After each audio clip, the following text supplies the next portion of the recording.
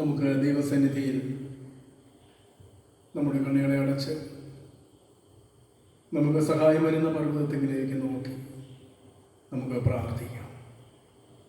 ഈ ആരാധനയുടെ അനുഗ്രഹത്തിനായി, ദൈവിക സാന്നിധ്യത്തിനായി നമുക്ക് ദൈവത്തോട് അപേക്ഷിക്കാം.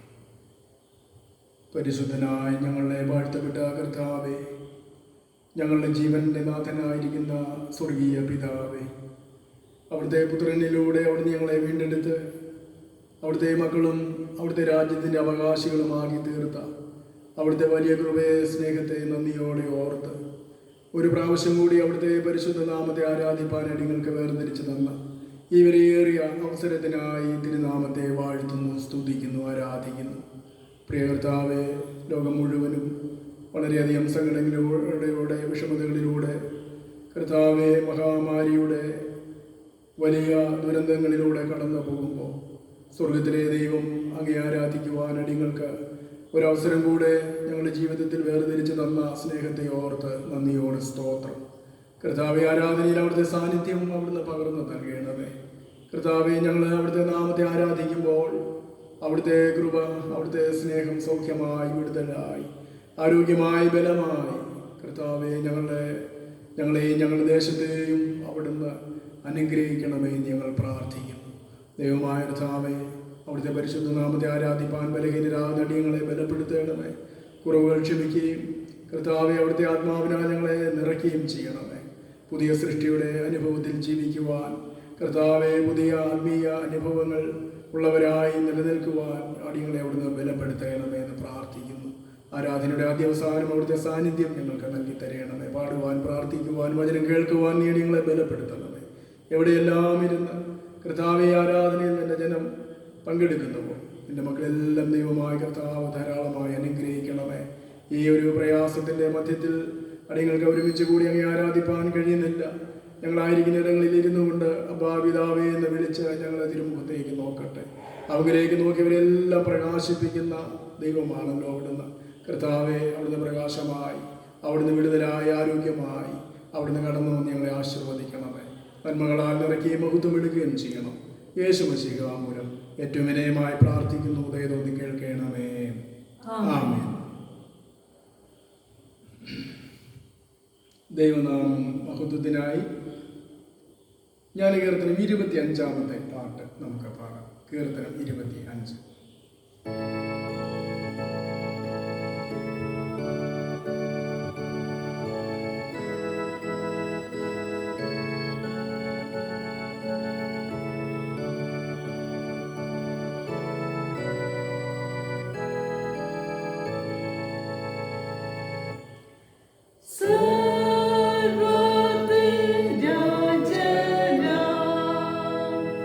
Devan, Devan, Devan.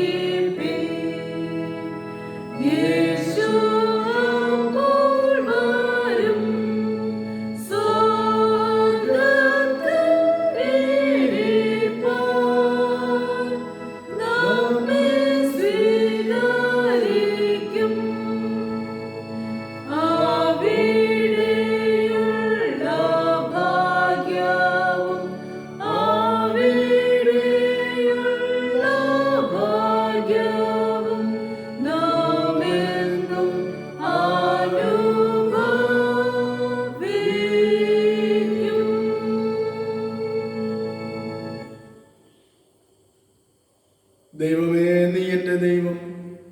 അധികാലത്തെ ഞാൻ നിന്നെ അന്വേഷിക്കും. വെള്ളമില്ലാതെ ഉണങ്ങി വരേണ്ട ദേശത്ത് എൻ്റെ ഉള്ളം നിനക്കായി ദാഹിക്കുന്നു, എൻ്റെ ദേഹം നിനക്കായി കാക്ഷിക്കുന്നു. അങ്ങനെ നിന്റെ ബലവും മഹത്വവും കാണേണ്ടതിന് ഞാൻ വിശുദ്ധ മന്ദിരത്തിൽ നിന്നെ നോക്കിയിരിക്കുന്നു. നിന്റെ ദയ ജീവനേക്കാൾ നല്ലതാകുന്നു. എൻ്റെ അധരങ്ങൾ നിന്നെ സ്തുതിക്കും. ദൈവം ആത്മാവാകുന്നു. അവിടുത്തെ നമസ്കരിക്കുന്നവർ ആത്മാവിലും സത്യത്തിലും നമസ്കരിക്കണം. നമ്മുടെ പിതാവായ ദൈവത്തിങ്കിൽ നിന്നും കർത്താവായ യേശുക്രിസ്തുവിൽ നിന്നും നമുക്ക് കൃപയും സമാധാനവും ഉണ്ടാകട്ടെ. ഇത് യഹോവയുണ്ടാക്കിയ ദിവസം ഇന്ന് നാം സന്തോഷിച്ച് ആനന്ദിക്കാം. ദൈവം നമ്മുടെ സങ്കേതവും ബലവുമാകുന്നു. കഷ്ടങ്ങളിൽ അവനെ ഏറ്റവും അടുത്ത തുണയായിരിക്കുന്നു. കർത്താവേ, ഞങ്ങളെ അധരങ്ങളെ തുറക്കണമേ. പിതാവിനും പുത്രനും പരിശുദ്ധാത്മാവിനും മഹത്വം ഉണ്ടാകട്ടെ. തൃത്വത്തിന് സ്തുതി. സൈന്യങ്ങളുടെ ദൈവമായ കർത്താവ് പരിശുദ്ധൻ, പരിശുദ്ധൻ, പരിശുദ്ധൻ.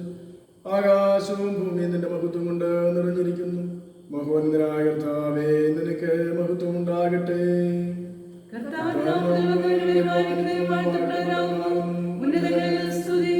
ദൈവമേ, നീ പരിശുദ്ധനാകുന്നു.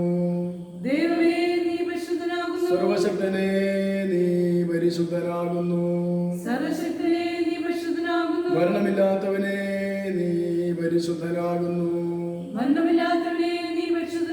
ഞങ്ങൾക്ക് വേണ്ടി ക്രൂശിക്കപ്പെട്ട ഞങ്ങളുടെ വീണ്ടെടുപ്പുകാരനായ കർത്താവേ, ഞങ്ങളോട് കരുണ ചെയ്യണമേ.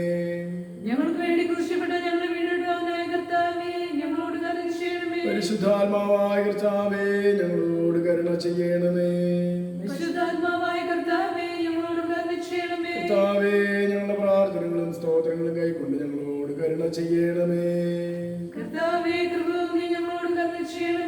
സർവശക്തനായ ദൈവമേ, ഞങ്ങളുടെ കർത്താവായ യേശുക്രിസ്തു മുഖാന്തരം ഞങ്ങളുടെ ആരാധനയും സ്തോത്രവും തിരുമുൻപാകെ അർപ്പിക്കുന്നതിനായി ഞങ്ങൾ നിന്റെ സന്നിധിയിലേക്ക് വന്നിരിക്കുന്നു. ഞങ്ങളുടെ പാപങ്ങളെ പരമാർത്ഥമായി ഏറ്റുപറയുന്നതിനും മറ്റുള്ളവർക്ക് ഞങ്ങൾക്ക് വേണ്ടി പ്രാർത്ഥിക്കുന്നതിനും ഞങ്ങളെ സഹായിക്കണമേ. നിന്റെ പരിശുദ്ധവചനം ശ്രദ്ധയോടെ കേൾക്കുന്നതിനാൽ ഞങ്ങൾ നിന്റെ സ്നേഹത്തിന്റെ വലുപ്പത്തെ കൂടുതൽ യഥാർത്ഥമായി അറിയുകയും നിന്റെ കൃപാഫലങ്ങളെ ഞങ്ങളുടെ ജീവിതത്തിൽ തെളിയിച്ച് കാണിക്കുകയും ചെയ്യേണ്ടതിന് ഞങ്ങളുടെ കർത്താവായ യേശുക്രിസ്തു മൂലം കൃപ ചെയ്യണമേ.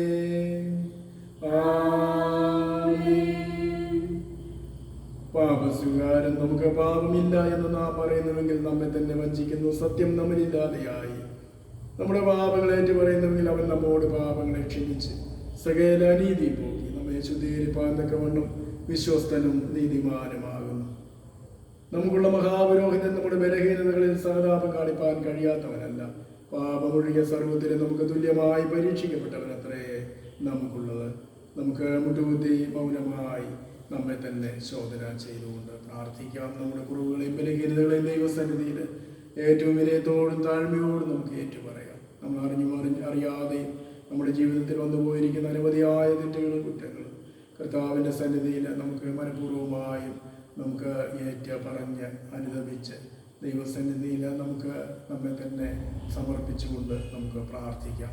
നമുക്ക് ചേർന്ന് ചൊല്ലാം. സർവശക്തിയും മഹാനുള്ള പിതാവേ, ഞങ്ങൾ കാണാതെ പോയ ആളുകളെ പോലെ ഞങ്ങളുടെ സ്വന്തങ്ങളെയും വിചാരങ്ങളെയും മോഹങ്ങളെയും നടത്തിയിരിക്കുന്നു. ഞങ്ങൾ ലഭിച്ചിരിക്കുന്നു. ഞങ്ങൾ ചെയ്യേണ്ട കാര്യങ്ങൾ ചെയ്യാതെ ചെയ്തിരിക്കുന്നു. ഞങ്ങളിൽ സൗഖ്യവുമില്ല. അശ്വമാരായ കുറ്റക്കാരായ ഞങ്ങളോട് കരുണയുണ്ടാകണമേ. ദൈവമേ, ക്ഷമിക്കണമേ. ഞങ്ങളുടെ കർത്താവായ യേശു മൂലം പ്രകാരം അനുഭവിക്കുന്നതിനെ വീണ്ടും കൈക്കൊള്ളണമേ. മഹാനുള്ള പിതാവേ, നിന്റെ വിശുദ്ധനാമത്തിന്റെ മഹത്വത്തിനായിട്ട് ഞങ്ങൾ ഇനിമേൽ ദൈവഭക്തിയോടും നീതിയോടും സുബോധത്തോടും നടക്കേണ്ടതിന് ക്രിസ്തു നിമിത്തം കൃപ ചെയ്യണമേ. ആമേൻ. സർവശക്തനും കരുണയുള്ളവനുമായ കർത്താവ് പാപങ്ങളുടെ മോചനവും മാപ്പും ജീവിതം ക്രമപ്പെടുത്തുന്നതിനുള്ള അവസരവും പരിശുദ്ധാത്മാവിന്റെ കൃപയും ആശ്വാസവും നമുക്ക് നൽകുമാറാകട്ടെ. ആമേൻ. വചന ശുശ്രൂഷയ്ക്കായിട്ട് നമുക്ക് ഒരുങ്ങാം. കർത്താവിനെ സ്തുതിപ്പിൻ. വരുവേൻ നാം യഹോവയ്ക്ക് ഉല്ലസിച്ച് ഘോഷിക്കാം, നമ്മുടെ രക്ഷയുടെ പാറയ്ക്കാർപ്പെടുക. നാം സ്വത്വത്തോടെ സന്നിധിയിൽ ചെല്ലുക, സങ്കീർത്തനങ്ങളോടെ അവനെ ഘോഷിക്കുക. യഹോവ മഹാദൈവമല്ലോ, അവൻ സകല ദേവന്മാർക്കും മീതെ മഹാരാജാവ് തന്നെ. ഭൂമിയുടെ അധഭാഗങ്ങൾ അവന്റെ കയ്യിലാകുന്നു, പർവ്വതങ്ങളുടെ ശിഖരങ്ങളും അവനുള്ളവ. സമുദ്രം അവനുള്ളത്, അവൻ അതിനെ ഉണ്ടാക്കി, കരയെയും അവന്റെ കൈകൾ മറിഞ്ഞിരിക്കുന്നു. വരുവീൻ നാം വണങ്ങി നമസ്കരിക്കാം, നമ്മുടെ രക്ഷയുടെ മുമ്പിൽ മുട്ടുകുത്തുക. അവൻ നമ്മുടെ ദൈവമാകുന്നു, നാം അവൻ മേയ്ക്കുന്ന ജനവും അവന്റെ കൈകളെ ആടുകളും തന്നെ.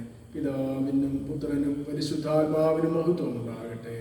ആദിയിൽ ഇപ്പോഴും നിൽക്കുന്നപ്രകാരം തന്നെ. ആമേൻ. ഇപ്പോൾ ഇന്നേക്കുള്ള ഒന്നാം പാഠം വായിക്കുന്നതാണ്. ഇന്നത്തേക്ക് വായിക്കാൻ നിശ്ചയിച്ചിരിക്കുന്ന പഴയ നിയമ വേദഭാഗം യോശുവ 1-ാം അധ്യായം 1 മുതൽ 9 വരെയുള്ള വാക്യങ്ങൾ. യോശുവ 1-ാം അധ്യായം 1 മുതൽ 9 വരെ. യഹോവയുടെ ദാസനായ മോശയുടെ മരണശേഷം യഹോവ നൂന്റെ മകനായി മോശയുടെ ശുശ്രൂഷകനായ യോശുവയോട് അരുളി ചെയ്തത്: എൻ്റെ ദാസനായ മോശ മരിച്ചു. ആകയാൽ നീയും ഈ ജനമൊക്കെയും പുറപ്പെട്ട് യോർദാനക്കരെ ഞാൻ ഇസ്രായേൽ മക്കൾക്ക് കൊടുക്കുന്ന ദേശത്തേക്ക് കടന്നു പോകുകയും നിങ്ങളുടെ ഉള്ളങ്കാൽ ചവിട്ടുന്ന സ്ഥലമൊക്കെയും ഞാൻ മോശയോട് കൽപ്പിച്ചതുപോലെ നിങ്ങൾക്ക് തന്നിരിക്കുന്നു. മരുഭൂമിയും ഈ ലെബാനോനും തുടങ്ങി ഫ്രാത്ത് എന്ന മഹാനദി വരെയും ഹിത്യരുടെ ദേശമൊക്കെയും പടിഞ്ഞാറ് മഹാസമുദ്രം വരെയും നിങ്ങളുടെ അതിരായിരിക്കും. നിന്റെ ജീവകാലത്ത് ഒരിക്കലും ഒരു മനുഷ്യനും നിന്റെ നേരെ നിൽക്കയില്ല. ഞാൻ മോശയോട് കൂടെ ഇരുന്നതുപോലെ നിന്നോട് കൂടെയും ഇരിക്കും. ഞാൻ നിന്നെ കൈവിടുകയില്ല, ഉപേക്ഷിക്കുകയുമില്ല. ഉറപ്പും ധൈര്യവും ഉള്ളവരായിരിക്കാം. ഞാൻ അവർക്ക് കൊടുക്കുമെന്ന് അവരുടെ പിതാക്കന്മാരോട് സത്യം ചെയ്ത ദേശം നീ ഈ ജനത്തിന് അവകാശമായി വിഭാഗിക്കും. എൻ്റെ ദാസനായ മോശ നിന്നോട് കൽപ്പിച്ചിട്ടുള്ള ന്യായപ്രമാണമൊക്കെ അനുസരിച്ച് നടക്കേണ്ടതിന് നല്ല ഉറപ്പും ധൈര്യവും ഉള്ളവരായി മാത്രമിരിക്കാം. ചെല്ലുന്നിടത്തൊക്കെയും നീ ശുഭമായിരിക്കേണ്ടതിന് അത് വിട്ട് ഇടത്തോട്ടോ വലത്തോട്ടോ മാറരുത്. ഈ ന്യായപ്രമാണ പുസ്തകത്തിലുള്ളത് നിന്റെ വായിൽ നിന്ന് നീങ്ങിപ്പോകരുത്. അതിൽ എഴുതിയിരിക്കുന്നത് പോലെ ഒക്കെ പ്രമാണിച്ചു നടക്കേണ്ടതിന് നീ രാവും പകലും അത് ധ്യാനിച്ചുകൊണ്ടിരിക്കണം. എന്നാൽ നിന്റെ പ്രവൃത്തി സാധിക്കും, നീ കൃതാർത്ഥനായി നിൽക്കും. നിന്റെ ദൈവമായ യഹോവ നീ പോകുന്നിടത്തൊക്കെയും നിന്നോട് കൂടെ ഉള്ളതുകൊണ്ട് ഉറപ്പും ധൈര്യമുള്ളവനായിരിക്കുക. ഭയപ്പെടരുത്, ഭ്രമിക്കുകയും അരുത് എന്ന് ഞാൻ നിന്നോട് കൽപ്പിച്ചല്ലോ. ഇവിടെ പഴയ നിയമ വേദഭാഗം വായിച്ച് അവസാനിച്ചിരിക്കുന്നു.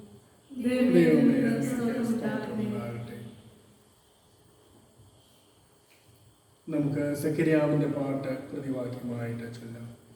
ഇസ്രായേലിന്റെ ദൈവമായ കർത്താവ് അനുഗ്രഹിക്കപ്പെട്ടവൻ, അവൻ തന്റെ ജനത്തെ സന്ദർശിച്ച് ഉദ്ധാരണം ചെയ്യുകയും ആദ്യം മുതൽ തന്റെ വിശുദ്ധപ്രവാചകന്മാർ മുഖാന്തരം അരുളി ചെയ്തതുപോലെ നമ്മുടെ ശത്രുക്കളുടെ വശത്തു നിന്നും നമ്മെ പകയ്ക്കുന്നവരുടെയും കയ്യിൽ നിന്നും നമ്മെ രക്ഷിപ്പാൻ തന്റെ ദാസനായ ദാവീദിന്റെ ഗ്രഹത്തിൽ നമുക്ക് രക്ഷയുടെ കൊമ്പ് ഉയർത്തുകയും ചെയ്തിരിക്കുന്നു. നമ്മുടെ പിതാക്കന്മാരോട് കരുണ പ്രവർത്തിക്കേണ്ടതിനും നമ്മുടെ ശത്രുക്കളുടെ കയ്യിൽ നിന്ന് രക്ഷിക്കപ്പെട്ട് നാം ആയുഷ്കാലമൊക്കെയും ഭയം കൂടാതെ ഇതിനു മുൻപിൽ വിശുദ്ധിയിലും നീതിയിലും തന്നെ ആരാധിപ്പാൻ നമുക്ക് കൃപ നൽകുമെന്ന് അവൻ നമ്മുടെ പിതാവായ അബ്രാഹാമിനോട് ചെയ്ത സത്യവും തന്റെ വിശുദ്ധ നിയമവും ഓർത്തുകൊണ്ടുമാകുന്നു. നീ ഓബേദിനെ അത്യുന്നതന്റെ പ്രവാചകൻ എന്ന് വിളിക്കപ്പെടും, കർത്താവിന്റെ വഴി ഒരുക്കുവാനും നമ്മുടെ ദൈവത്തിന്റെ ജനത്തിന് പാപമോചനത്തിൽ രക്ഷാപരിജ്ഞാനം കൊടുക്കുവാനുമായി മുമ്പായി നടക്കും. ഇരുളിലും മരണനിഴലിലും ഇരിക്കുന്നവർക്ക് പ്രകാശിച്ച് നമ്മുടെ കാലുകളെ സമാധാന മാർഗത്തിൽ നടത്തേണ്ടതിന്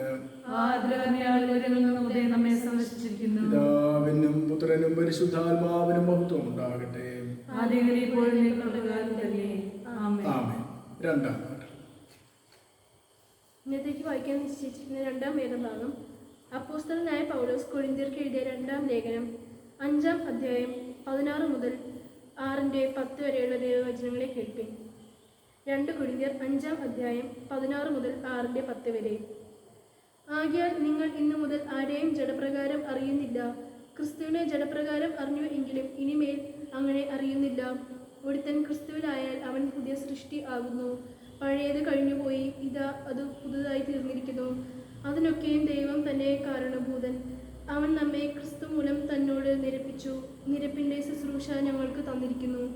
ദൈവം ലോകത്തിന് ലംഘനങ്ങളെ കണക്കിടാതെ ലോകത്തെ ക്രിസ്തുവിൽ തന്നോട് നിരപ്പിച്ചു പോകുന്നു. ഈ നിരപ്പിൻ്റെ വചനം ഞങ്ങളുടെ പക്കൽ ഭരമേൽപ്പിച്ചുമിരിക്കുന്നു. ആകയാൽ ഞങ്ങൾ ക്രിസ്തുവിന് വേണ്ടി സ്ഥാനാപതികളായി ദൈവത്തോട് നിരന്നു കൊള്ളുവിൻ എന്ന് ക്രിസ്തുവിന് പകരം അപേക്ഷിക്കുന്നു. അത് ദൈവം ഞങ്ങൾ മുഖാന്തരം പ്രബോധിപ്പിക്കുന്നത് പോലെ ആകുന്നു. പാപം അറിയാത്തവനെ നാം അവനിൽ ദൈവത്തിൻ്റെ നീതി ആകേണ്ടതിന് അവൻ നമുക്ക് വേണ്ടി പാപം ആക്കി. നിങ്ങൾക്ക് ദൈവത്തിൻ്റെ കൃപ ലഭിച്ചത് വ്യർത്ഥമായി തീരരുത് എന്ന് ഞങ്ങൾ സഹപ്രവർത്തിക്കാരായി നിങ്ങളെ പ്രബോധിപ്പിക്കുന്നു. പ്രസാദകാലത്ത് ഞാൻ നിനക്ക് ഉത്തരം അരുളി, രക്ഷാദിവസത്തിൽ ഞാൻ നിന്നെ സഹായിച്ചു എന്ന് അവൻ അരുളി ചെയ്യുന്നുവല്ലോ. ഇപ്പോൾ ആകുന്നു സുപ്രസാദകാലം, ഇപ്പോൾ ആകുന്നു രക്ഷാദിവസം. ശുശ്രൂഷയ്ക്ക് ആക്ഷേപം വരാതിരിക്കേണ്ടതിന് ഞങ്ങൾ ഒന്നിലും ഇടർച്ചയ്ക്ക് ഹേതു കൊടുക്കാതെ സകലത്തിലും ഞങ്ങളെ തന്നെ ദൈവത്തിൻ്റെ ശുശ്രൂഷകന്മാരായി കാണിക്കുന്നു.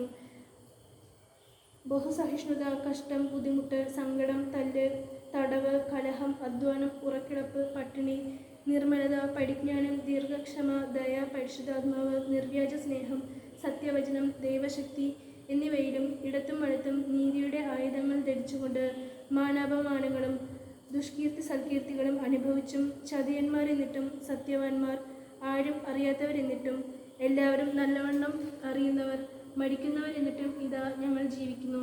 ശിക്ഷിക്കപ്പെടുന്നവരെന്നിട്ടും കൊല്ലപ്പെടാത്തവർ, ദുഃഖിതരെങ്കിലും എപ്പോഴും സന്തോഷിക്കുന്നവർ, ദരിദ്രരെങ്കിലും പലരെയും സമ്പന്നർ ആക്കുന്നവർ, ഒന്നും ഇല്ലാത്തവർ എങ്കിലും എല്ലാം കൈവശമുള്ളവരായി തന്നെ. ഇവിടെ വേദഭാഗം വായിച്ച് അവസാനിച്ചിരിക്കുന്നു. ദൈവമേ അങ്ങേക്ക് സ്തോത്രം ഉണ്ടാകട്ടെ. സഭയുടെ പാട്ട് നമുക്ക് നിൽക്കവേ ചൊല്ലാം. ദൈവമേ, നിന്നെ ഞങ്ങൾ സ്തുതിക്കുന്നു. കർത്താവ് നീയാകുന്നു എന്ന് ഞങ്ങൾ അനുസരിച്ചു കൊള്ളുന്നു.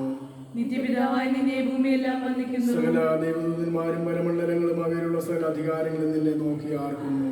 സൈന്യങ്ങളുടെയുമായ കർത്താവ് പരിശുദ്ധൻ, പരിശുദ്ധൻ, പരിശുദ്ധൻ. ആകാശവും ഭൂമിയും നിന്റെ പ്രഭാവ മഹത്വം കൊണ്ട് നിറഞ്ഞിരിക്കുന്നു എന്ന് കിരൂബുകളും സാറാഫുകളും നിന്നെ നോക്കി ഇടപെടാതെ ആർക്കുന്നു. അപ്പൊസ്തലന്മാരുടെ പ്രഭാവ സമൂഹം നിന്നെ സ്തുതിക്കുന്നു.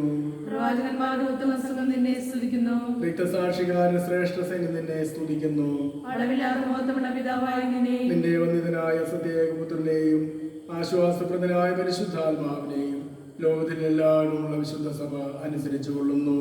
ക്രിസ്തുവേ, നീ മഹത്വത്തിന്റെ രാജാവാകുന്നു. നീ പിതാവിന്റെ നിത്യപുത്രനാകുന്നു. മനുഷ്യരെ രക്ഷിപ്പാൻ നീ ഫലമേറ്റപ്പോൾ കന്യയുടെ ഗർഭത്തെ വരുത്തില്ല. നീ മരണത്തിന്റെ മൂർച്ചയെ ജയിച്ചപ്പോൾ എല്ലാ വിശ്വാസികൾക്കും സ്വർഗ്ഗരാജ്യത്തെ തുറന്നു. നീ ദൈവത്തിന്റെ വലതുഭാഗത്ത് പിതാവിന്റെ പ്രഭാവത്തോടെ ഇരിക്കുന്നു. ഞങ്ങളുടെ വിധികർത്താവായി നീ വരുമെന്ന് ഞങ്ങൾ വിശ്വസിക്കുന്നു. ആകയാൽ നിന്റെ വിലയേറിയ രക്തം കൊണ്ട് നീ വീണ്ടെടുത്തവരായ നിന്റെ അടിയാർക്ക് സഹായിക്കണം എന്ന് ഞങ്ങൾ നിന്നോട് അപേക്ഷിക്കുന്നു. അവരെ നീക്കുള്ള മഹത്വത്തിൽ വിശുദ്ധന്മാരോടും കൂടെ എണ്ണിക്കൊള്ളണമേ. കർത്താവേ, നിന്റെ ജനങ്ങളെ രക്ഷിച്ച് നിന്റെ അവകാശത്തെ അനുഗ്രഹിക്കണമേ. അവരെ പരിശുദ്ധേക്കും അവരെ വരുത്തണമേ. ഇതിന് പ്രതി ഞങ്ങൾ നിന്നെ മഹത്വപ്പെടുത്തുന്നു. നിന്റെ നാമത്തെ കാലാവസാനം കൂടാതെ എന്ന് ഞങ്ങൾ വന്ദിക്കുകയും ചെയ്യുന്നു. കർത്താവേ, നീ ഞങ്ങളെ പാപം കൂടാതെ കാത്തരണമേ. കർത്താവേ, ഞങ്ങളോട് കരുണയുണ്ടാകണമേ. ഞങ്ങളോട് കരുണയുണ്ടാകണമേ. കർത്താവേ, ഞങ്ങൾ നിങ്ങൾ ആശ്രയിക്കുന്ന പ്രകാരം നിന്റെ കരുണ ഞങ്ങളുടെ മേൽ ഉണ്ടായിരിക്കണമേ. കർത്താവേ, ഞാൻ നിങ്ങളെ ആശ്രയിച്ചിരിക്കുന്നു. ഞാൻ ഒരിക്കലും ലജ്ജപ്പെടരുതേ. വിശുദ്ധ സുവിശേഷം വിശുദ്ധ മർക്കോസ് എഴുതിയ നമ്മുടെ കർത്താവായ യേശുമിശിഹായുടെ സുവിശേഷം 6-ാം അധ്യായം 7 മുതൽ 13 വരെയുള്ള വാക്യങ്ങൾ. വിശുദ്ധ മർക്കോസ് എഴുതിയ സുവിശേഷം 6-ാം അധ്യായം 7 മുതൽ 13 വരെയുള്ള വാക്യങ്ങൾ. അനന്തരം യേശു 12 അടുക്കെ വിളിച്ചു അവരെ രണ്ടായി അയച്ചു തുടങ്ങി. അവർക്ക് അശുദ്ധാത്മാക്കളുടെ മേൽ അധികാരം കൊടുത്തു. അവർ വഴിക്ക് വടിയല്ലാതെ ഒന്നും എടുക്കരുത്. അപ്പവും പൊക്കണവും മടിശീലയിൽ കാശും അരുത്. ചെരിപ്പിട്ടുകൊള്ളാം. 2 വസ്ത്രം ധരിക്കരുത് എന്നിങ്ങനെ അവരോട് കൽപ്പിച്ചു. നിങ്ങൾ എവിടെയെങ്കിലും ചെന്ന് ഒരു വീട്ടിൽ ചെന്നാൽ അവിടെ വിട്ട് പുറപ്പെടുവോളം അതിൽ തന്നെ പാർപ്പിൻ.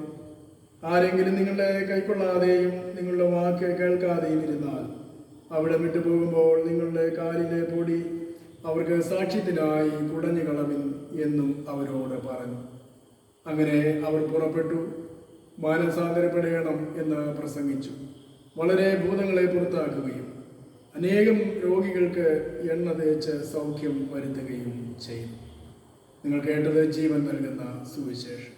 ക്രിസ്തുവേ, നിനക്ക് സ്തുതി ഉണ്ടായിരിക്കട്ടെ. നാം തിരുവചനത്തിൽ നിന്ന് ധ്യാനിക്കുന്നതിന് മുൻപായി 272-ാം കീർത്തനത്തിൽ നിന്ന് പാടാം. കീർത്തനം 272.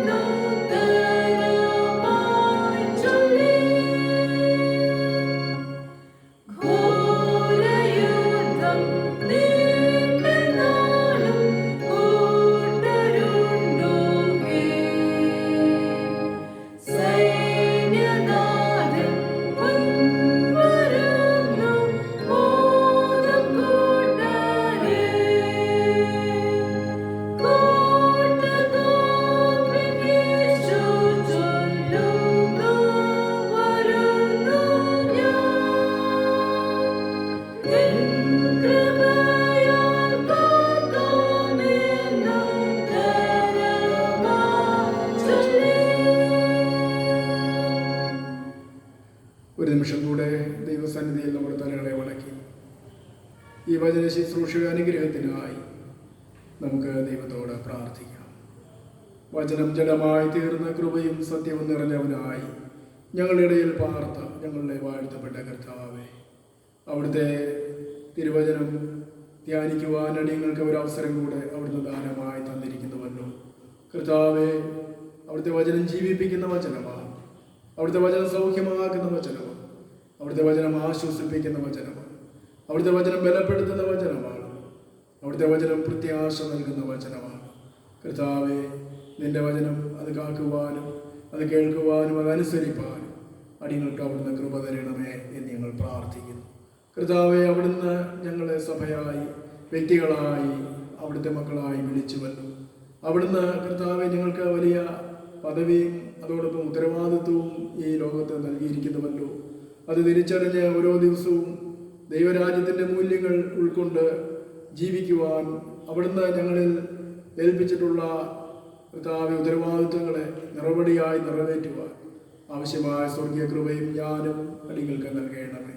അല്പസമയം അവിടുത്തെ വചനം ധ്യാനിക്കുവാൻ അടികൾ ഒരുങ്ങുമ്പോൾ കർത്താവെ, നിന്റെ കൃപയാലും നിന്റെ ആത്മാവിൻ്റെ നിറവിനാലും അടികളെ കാത്തുകൊള്ളണം. വചനം വേണ്ടുന്ന പോലെ പറയുവാൻ മെനങ്ങിനാവുന്ന അടിയിനെയും കേൾക്കുവാൻ നിന്റെ മക്കളെയും ഒരുക്കണം. അടികൾക്കെല്ലാവർക്കും ഒരുപോലെ ഉപകാരമായി തീരട്ടെ. നിന്റെ വചനത്താൽ ഞങ്ങളെ ബലപ്പെടുത്തണമേ. കർത്താവെ, ഈ ഭയങ്കരമായിട്ടുള്ള കാലയളവിൽ കർത്താവെ, മനുഷ്യർ വളരെ ഭയത്തോടും വളരെ പരിഭ്രാന്തിയോടും കൂടെ കഴിഞ്ഞുകൂടുന്ന ഈ കാലയളവിൽ നിന്റെ വചനം ഞങ്ങൾക്ക് പ്രത്യാശയും വെളിച്ചവും നൽകുന്നത് ഓർത്ത് സ്തോത്രം. നിന്റെ വചനത്തിലെ മർമ്മങ്ങളെ ഗ്രഹിക്കുവാൻ ആവശ്യമായ സ്വർഗീയ കൃപ ഞങ്ങൾക്ക് നൽകണമേ. കർത്താവെ, ഓരോ ദിവസവും ജീവിപ്പാൻ ആവശ്യമായിരിക്കുന്ന കർത്താവെ സ്വർഗീയ കൃപകളെ അനുഗ്രഹങ്ങളെ തിരുവചനത്തിലൂടെ അടിയങ്ങളിലേക്ക് അവിടുന്ന് പകരണമേ എന്ന് ഞങ്ങൾ പ്രാർത്ഥിക്കുന്നു. കർത്താവ്, ഞങ്ങളുടെ പ്രാർത്ഥന കേട്ടതുകൊണ്ട് സ്തോത്രം. മാനവും മുഖത്തും എടുക്കണം. യേശുവിൻ നാമത്തിൽ ഏറ്റവും വിനയമായി പ്രാർത്ഥിക്കുന്നു. ദയതോന്നി കേൾക്കണമേ. ആമേൻ. ദൈവത്തിൻ്റെ അതിപരിശുദ്ധമായ നാമം വാഴ്ത്തപ്പെടുമാറാകട്ടെ. ഈ വിശുദ്ധാരാധനയിൽ വിവിധ ഇടങ്ങളിൽ ഇരുന്നു കൊണ്ട് പങ്കെടുക്കുന്ന നിങ്ങളെല്ലാവരെയും കർത്താവായ യേശു ക്രിസ്തുവിൻ്റെ വിലയേറിയ നാമത്തിലുള്ള സ്നേഹവന്ദനം അറിയിക്കുന്നു. അതോടൊപ്പം തന്നെ ഈ ആരാധനയിലേക്കും വചന ശുശ്രൂഷയിലേക്കും നിങ്ങളെല്ലാവരെയും വളരെ ആദരവോടെ സ്വാഗതം ചെയ്യുകയും ചെയ്യുന്നു. നമുക്കെല്ലാവർക്കും അറിയാവുന്നതുപോലെ വളരെ അധികം പ്രതിസന്ധികൾ നിറഞ്ഞ, വളരെ പ്രയാസങ്ങൾ നിറഞ്ഞ ഒരു ലോകത്തിൽ, ഒരു ചുറ്റുപാടിൽ നാം ജീവിക്കുന്നു. എങ്കിലും ഇത്രത്തോളം ദൈവം നമ്മെ ഓരോരുത്തരെയും കാത്തു, ഇത്രത്തോളം ദൈവം നമ്മെ പരിപാലിച്ചു എന്നോർത്ത് ദൈവത്തിന് നന്ദിയും സ്തോത്രവും കരയറ്റുകയും ജീവിതത്തിൻ്റെ പ്രതിസന്ധികളുടെ മധ്യത്തിൽ പതറിപ്പോകാതെ നമ്മെ നിലനിർത്തുന്നത് ദൈവത്തിൻ്റെ വലിയ കരുണയാണ്, ദൈവത്തിൻ്റെ വലിയ കൃപയാണ്.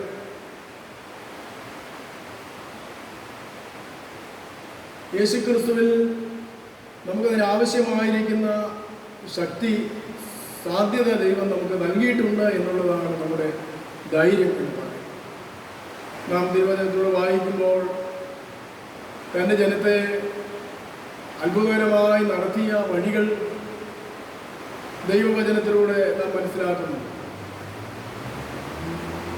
ജനത്തിൻ്റെ ജീവിതത്തിൻ്റെ പരിവരുത്ത ചുറ്റുപാടുകളിൽ അവർക്ക് യാതൊരു പ്രതീക്ഷയും ഇല്ലാതിരുന്ന സന്ദർഭങ്ങളിലൊക്കെ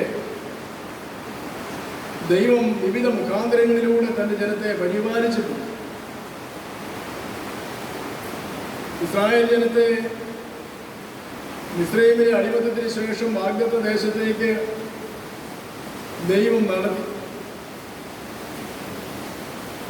മോശ ഇസ്രായേൽ ജനത്തെ സംബന്ധിച്ചിടത്തോളം അവരുടെ അനിഷേധ്യനായിട്ടുള്ള നേതാവായി. മോശയുടെ നേതൃത്വവും മോശയുടെ ശുശ്രൂഷയും മോശയുടെ ദൈവാശ്രയവും ജനത്തിന് വലിയ അനുഗ്രഹമായിരുന്നു. ഇത്ര വലിയൊരു ജനക്കൂട്ടത്തെ മരുഭൂമിയിലൂടെ നടത്തുക എന്ന് പറയുന്നത് വളരെ ശ്രമകരമായ ഒരു കാര്യമാണ്. അതൊരു മനുഷ്യനും അസാധ്യമായ ഒരു കാര്യമാണ്. എന്നാൽ നാം വായിക്കുന്ന മോശയ്ക്ക് ദൈവം അതിനുള്ള കൃപ കൊടുക്കുകയാണ്. മോശയ്ക്ക് ശേഷം യോശുവയെ ദൈവം വിളിക്കുകയാണ് തൻ്റെ ജനത്തെ നടത്തുവാനും നയിക്കുവാനും. യോശുവയുടെ അനുഗ്രഹീതമായിരിക്കുന്ന ശുശ്രൂഷയും നേതൃത്വവും തെരഞ്ഞെടുപ്പിന് ലഭിക്കുകയാണ്. യോശുവയോടും ദൈവം പറയുന്നുണ്ട്, മോശയോട് കൂടെ ഇരുന്നതുപോലെ ഞാൻ നിന്നോട് കൂടെ ഇരിക്കും. ഞാൻ നിന്നോട് കൽപ്പിച്ച വചനങ്ങൾ അതിൽ നിന്ന് നീ ഇടത്തോട്ടോ വലത്തോട്ടോ മാറരുത്.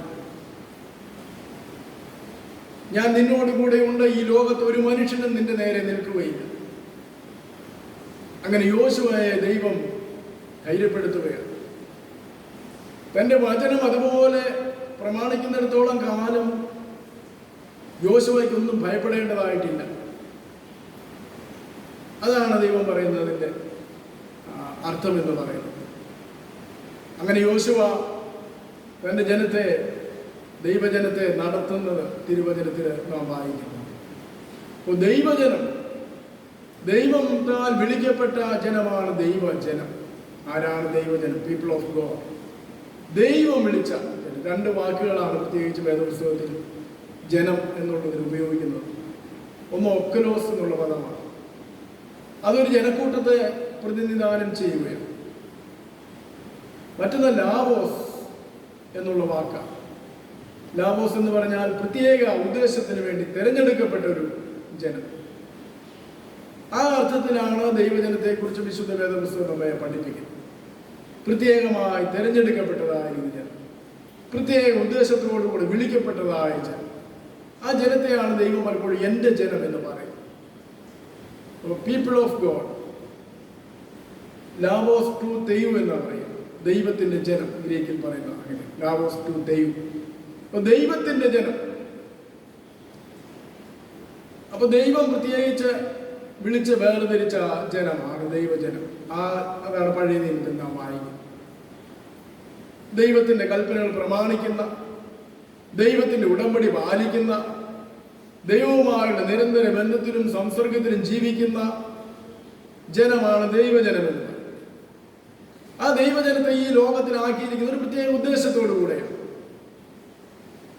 വിശുദ്ധ പൗലോസ് അപ്പോസ്തലൻ തന്റെ കൊരിന്ത്യർക്കെഴുതിയ 2-ാം ലേഖനത്തിൽ വളരെ വ്യക്തമാക്കുന്നുണ്ട് ആ ഭാഗം. ദൈവജനത്തെക്കുറിച്ച്, ദൈവജനത്തിന്റെ ഉത്തരവാദിത്വത്തെക്കുറിച്ച്, ദൈവജനത്തിന്റെ പദവിയെക്കുറിച്ച് പൗലോസ് അവിടെ ഓർപ്പിക്കുന്നുണ്ട്.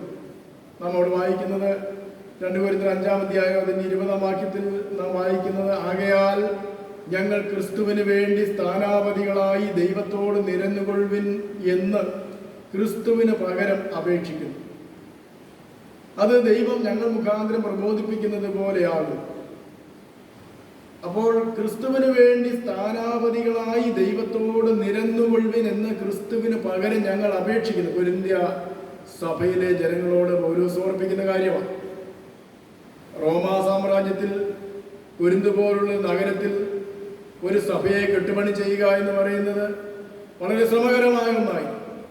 അതിൻ്റെ 6-ാം അധ്യായം ആദ്യ വാക്യങ്ങളിൽ അതിന് താൻ അനുഭവിച്ചതായ പ്രയാസങ്ങൾ എന്തായിരുന്നു എന്ന് പൗലോസ് വളരെ വ്യക്തമായിട്ട് പറയുന്നു. അപ്പോൾ ഒരു ദൈവജനത്തെ കെട്ടിപ്പടുക്കുക, ഒരു ദൈവജനമായി നിലനിൽക്കുക, ഈ ലോകത്തിൻ്റെതായിരിക്കുന്ന പ്രലോഭനങ്ങളിലും ഈ ലോകത്തിൻ്റെ തിന്മകളിലും നിന്നും വീണ്ടെടുക്കപ്പെട്ട ഒരു ദൈവജനമായി ഒരു സഭ കെട്ടുപണി ചെയ്യുക എന്ന് പറയുന്നത് വളരെ വളരെ ശ്രമകരമാകും. ദൈവത്തിൻ്റെ ധാരാളമായ കൃപ ആവശ്യമാണ്. യോശുവയ്ക്ക് ലഭിച്ചതുപോലെ, മോശയ്ക്ക് ലഭിച്ചതുപോലെ പൗലോസിന് വലിയ ദൈവകൃപ ലഭിക്കുകയാണ്, വലിയ ദൈവാനുഗ്രഹം ലഭിക്കുകയാണ്.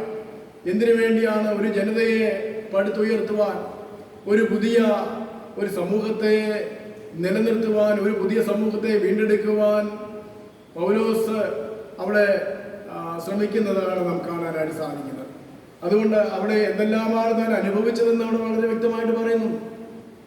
6-ാം അധ്യായം ആദ്യ ഭാഗങ്ങളിൽ വളരെ വ്യക്തമായിട്ട് പറയുന്നു. അപ്പോൾ ദൈവജനം ഈ ലോകത്തിൽ എന്താണ്, ആരാണ് എന്നുള്ളത് വളരെ പ്രധാനമാണ്.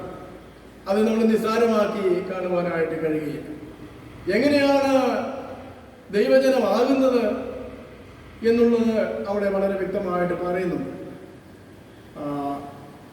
17-ാം വാക്യത്തിൽ, 5-ാം അധ്യായം 17-ാം വാക്യത്തിൽ പറയുന്നു, ഒരുത്തൻ ക്രിസ്തുവിലായാൽ അവൻ പുതിയ സൃഷ്ടി ആകുന്നു, പഴയത് കഴിഞ്ഞുപോയി, ഇതാ അത് പുതുതായി തീർന്നിരിക്കുന്നു, അതിനൊക്കെയും ദൈവം തന്നെ കാരണം. അപ്പോൾ ഒരുത്തൻ ക്രിസ്തുവിലായാൽ അവൻ പുതിയ സൃഷ്ടിയാണ്. അപ്പൊ പുതിയ നിയമ ദൈവജനം എന്ന് പറയുമ്പോൾ ക്രിസ്തുവിലായിത്തീർന്ന ദൈവജനം. ഒരുത്തൻ ക്രിസ്തുവിനാകുമ്പോൾ അവൻ ക്രിസ്തുവിൻ്റെതായി മാറുകയാണ്, ക്രിസ്തു അവൻ്റെതായിട്ട് മാറുകയാണ്. അതാണ് ശ്രേഷ്ഠത, അതിൻ്റെ പ്രത്യേകത എന്ന് പറയും. അപ്പോൾ പഴയത് കഴിഞ്ഞുപോയി. പഴയ സൃഷ്ടി എന്ന് പറയുന്ന ആദാമ്യ സൃഷ്ടിയായിരുന്നു, ആദാമ്യ സന്തതിയായിരുന്നു. അത് കഴിഞ്ഞുപോയി. ഇതാ സകലവും പുതുതായി തീർന്നിരിക്കുകയാണ്. ഒരു പുതിയ സമൂഹത്തെ വാർത്തെടുക്കുകയാണ്. മൂല്യമുള്ള, ദൈവരാജ്യ മൂല്യമുള്ള ഒരു ജനത, അത് ദൈവം ഈ ലോകത്തെ വിളിച്ചാക്കിയിരിക്കുകയാണ്. ഇവിടെ നമ്മുടെ വിഷയമല്ല, പീപ്പിൾ ഓഫ് ഗോഡ് എന്ന് പറയുന്നത് അംബാസഡേഴ്സ് ഓഫ് ഗോഡ്. ദൈവത്തിൻ്റെ സ്ഥാനാപതികളാണ് ദൈവത്തിൻ്റെ ജനം. ഇപ്പൊ സ്ഥാനാപതി അല്ലെ അംബാസഡർ എന്നുള്ള വാക്ക് നാം ധാരാളം കേട്ടിട്ടുണ്ട്. ഒരു രാജ്യത്ത് നിന്ന് ഒരു രാജ്യത്തിൻ്റെ പ്രതിനിധിയായി മറ്റൊരു രാജ്യത്ത് പ്രവർത്തിക്കുന്ന ഒരു വ്യക്തിയാണ്. അദ്ദേഹത്തിന് തൻ്റെ രാജ്യത്തിൻ്റെ യശസ്സും തൻ്റെ രാജ്യത്തിൻ്റെ അഭിമാനവും കാത്ത് സൂക്ഷിക്കുവാൻ പ്രതിജ്ഞാബദ്ധനാണ്. തൻ്റെ രാജ്യത്തിൻ്റെ നയങ്ങളും തൻ്റെ രാജ്യത്തിൻ്റെ പരിപാടികളും മറ്റ് രാജ്യവുമായിട്ടുള്ള നയതന്ത്ര ബന്ധങ്ങളുമൊക്കെ ഊട്ടി ഉറപ്പിക്കുവാനായിട്ട് ആ നിരപ്പിൻ്റെ ശുശ്രൂഷയിൽ നിൽക്കുന്ന ഒരു വ്യക്തിയാണ്. ആ രാജ്യത്തെ മുഴുവൻ പ്രതിനിധീകരിക്കുന്ന ഒരാളാണ് അംബാസഡർ. അപ്പോൾ ദൈവജനം ഈ ലോകത്തിൽ ദൈവത്തിൻ്റെ അംബാസഡർ ആയിരിക്കുന്നു എന്ന് പറയുമ്പോൾ ദൈവരാജ്യത്തിൻ്റെ മൂല്യങ്ങൾ ഈ ലോകത്തിൽ കാണിക്കുവാനായിട്ടുള്ള ഉത്തരവാദിത്വമാണ്. അപ്പോൾ ദൈവജനം എന്ന് പറയുന്ന ഒരു പദവി മാത്രമല്ല, വലിയൊരു ഉത്തരവാദിത്വവും കൂടെ അവിടെ ലഭിക്കുകയാണ്. എന്താണ് ഉത്തരവാദിത്വം എന്നാണ് പൗലോസ് അവിടെ പറയുന്നത്. ദൈവത്തോട് നിരന്നുകൊള്ളുവിൻ എന്ന് ക്രിസ്തുവിന് പകരം അപേക്ഷിക്കും. ഇപ്പോൾ ദ മിനിസ്ട്രി ഓഫ് റീകൺസിലിയേഷൻ, നിരപ്പിന്റെ ശുശ്രൂഷ, അതാണ് നടക്കേണ്ടത്. യേശു കർത്താവിനെ അതുകൊണ്ട് ക്രിസ്തുവിന് പകരം അപേക്ഷിക്കുന്നു എന്നാണ് പൗലോസ് പറയുന്നത്. ക്രിസ്തു എന്തിനാണ് ഈ ലോകത്തിലേക്ക് വന്നത്? ദൈവവും മനുഷ്യനും തമ്മിൽ ഉണ്ടായ ആ വലിയ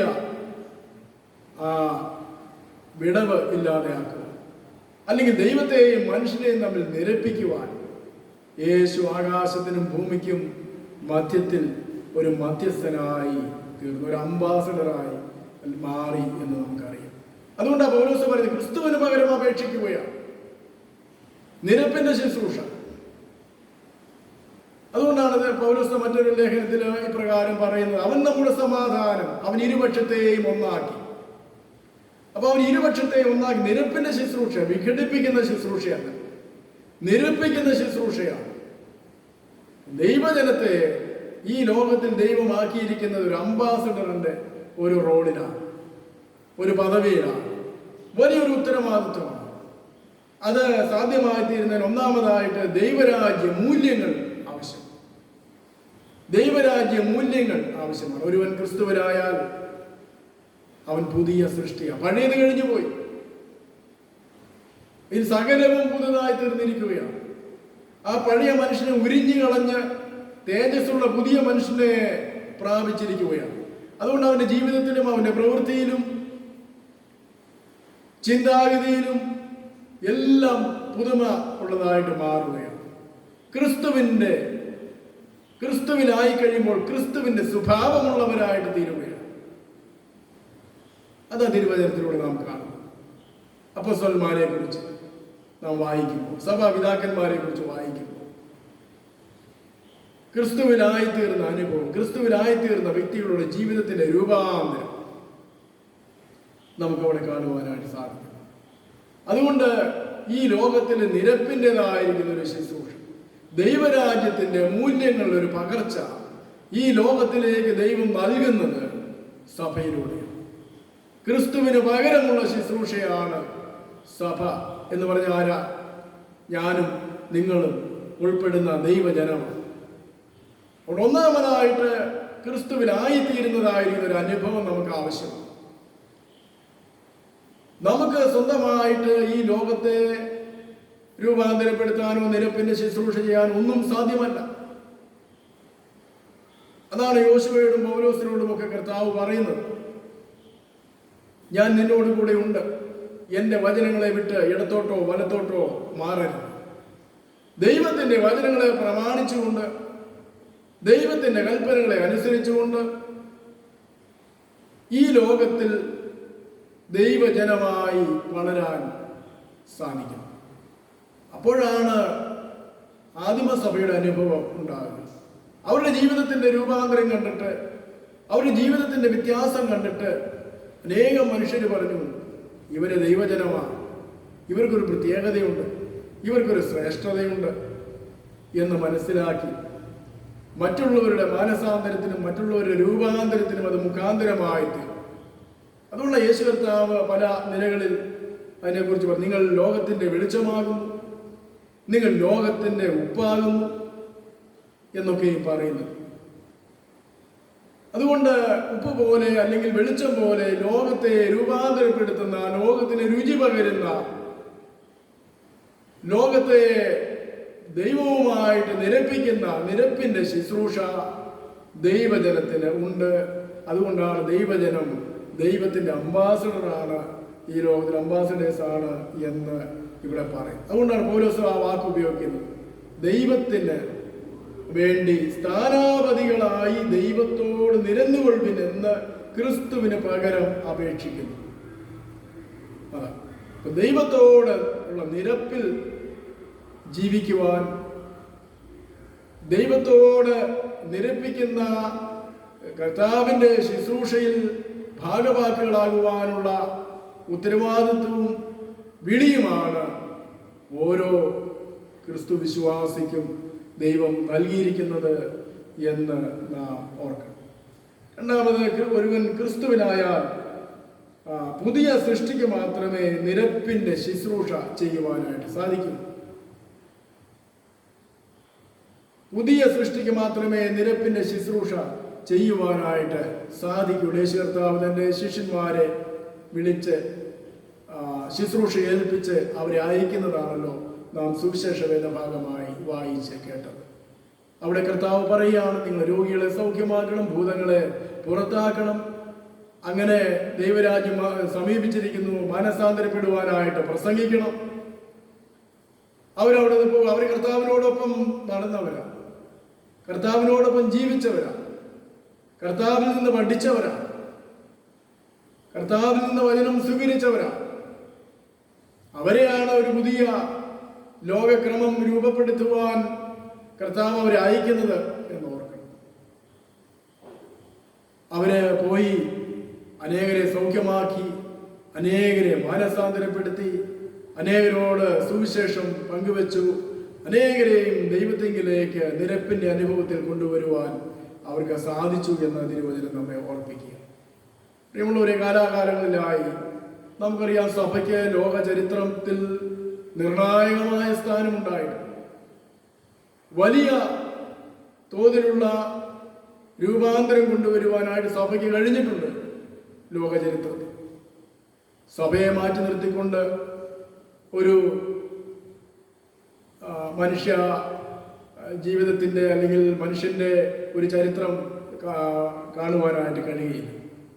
കാലാകാലങ്ങളിലായി വിവിധ മുഖാന്തരങ്ങളിലൂടെ സഭ ലോകത്തിൽ ഇടപെട്ടുകൊണ്ടിരിക്കുകയാണ്. മനുഷ്യന്റെ വിവിധങ്ങളായിരുന്ന ആവശ്യങ്ങളുടെ മുഖത്ത് സഭ അതിൻ്റെ നിലപാടുകൾ വ്യക്തമാക്കി ഇടപെട്ടുകൊണ്ടിരിക്കുകയാണ്. ഇപ്പൊ ദൈവരാജ്യത്തിൻ്റെ ഒരു പ്രതീകമായിട്ട്, ദൈവരാജ്യത്തിലെ ദൈവത്തിൻ്റെ ഒരു സ്ഥാനാപതിയായിട്ട് സഭ ലോകത്തിൽ നിൽക്കുന്നു, അല്ലെങ്കിൽ നിർത്തിയിരിക്കുന്നു എന്ന് നാം ഓർക്കും. അതുകൊണ്ട് ലാവോസ് എന്ന് പറയുമ്പോൾ ഒരു പ്രത്യേക ഉദ്ദേശത്തോടു കൂടി ദൈവം വിളിച്ച വേർതിരിച്ച ജനം. അതുകൊണ്ട് കർത്താവിനാൽ വിളിക്കപ്പെട്ട, കർത്താവിനായിത്തീർന്ന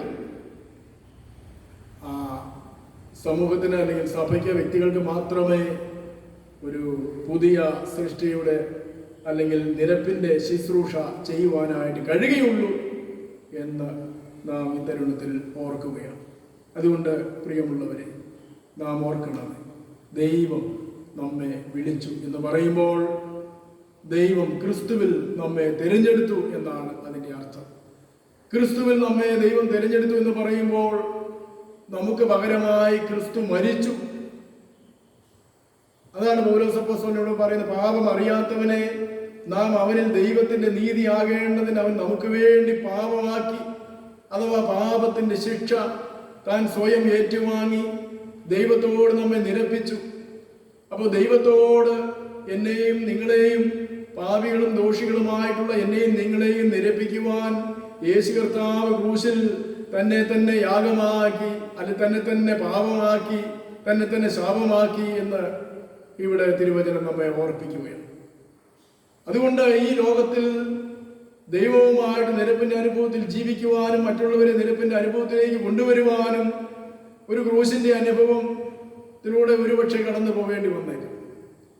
അതിനുള്ള സന്നദ്ധത നമ്മുടെ ജീവിതത്തിൽ ആവശ്യമാണ്. ക്ഷമിക്കുവാനും സഹിക്കുവാനും പൗലോസ് പറയുന്ന വലിയൊരു ലിസ്റ്റ് അതിന് താഴെ പറയുന്നുണ്ട്.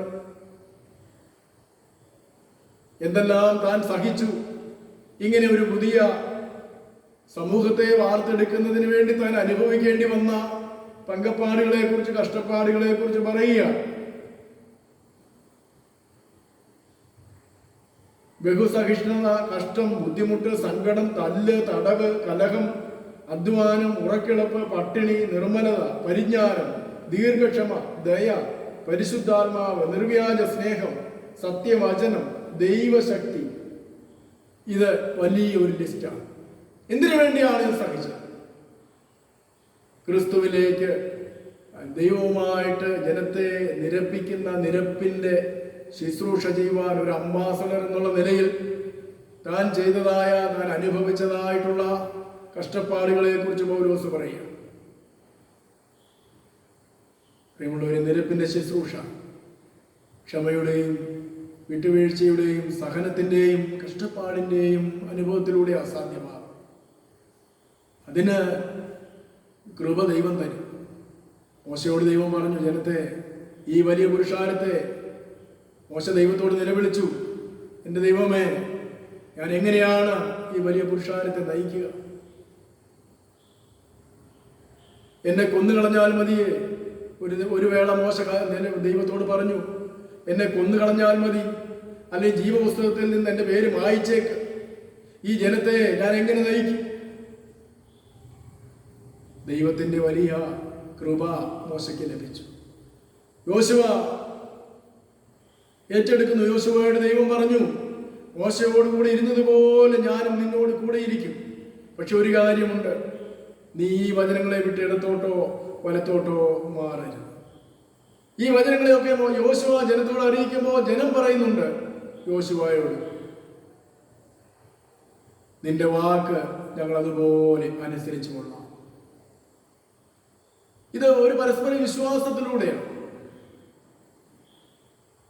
ഈ നിരപ്പിന്റെ ശുശ്രൂഷ ചെയ്യാനായിട്ട് കഴിയുന്നത് ഒരു പരസ്പര സഹകരണത്തിലൂടെയാണ് സാധ്യമായി തീരുക.